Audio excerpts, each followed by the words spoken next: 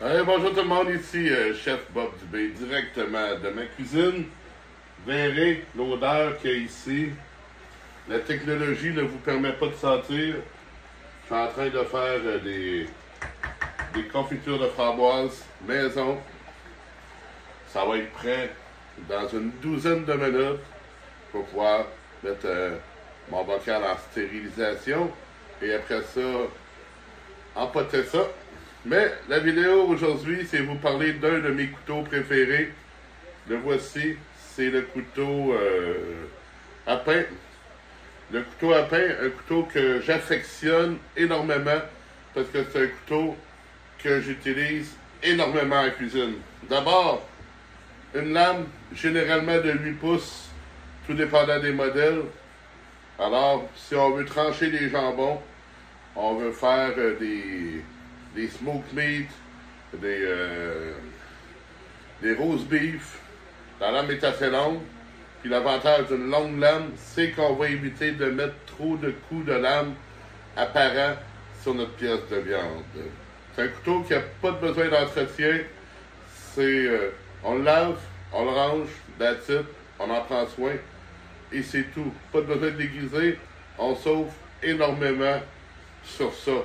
Mais aussi, le couteau à pain,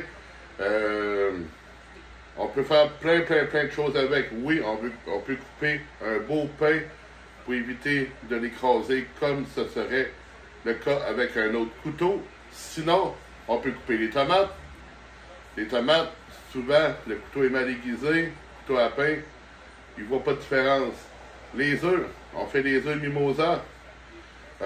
Souvent, on va comme effouérer l'œuf. Couteau à pain, ça ne fera pas ça. Les pastèques, souvent c'est dur d'aller entrer le couteau là-dedans. Avec le couteau à pain, tout à fait sécuritaire. La pastèque, tous les melons, je vous le suggère. Moi, je peux même vous raconter, j'avais été travailler dans un village vacances, puis là-bas, on manquait vraiment de couteaux.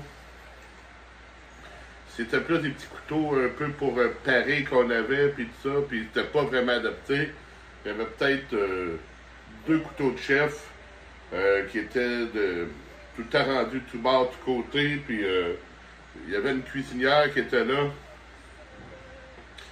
Elle travaillait un peu dangereusement avec ce qu'elle avait sous la main. Mais il y avait quelques couteaux à pain non utilisés dans le bac. J'ai dit, utilise le couteau à pain, tu peux presque tout faire avec ça. Elle était sceptique. J'ai dit, essaye-le, essaye-le. Elle l'a essayé. Puis, des jours d'après, moi, j'ai pas travaillé là-bas longtemps. Des jours d'après, quand je suis arrivé là-bas, elle travaillait avec le couteau à pain.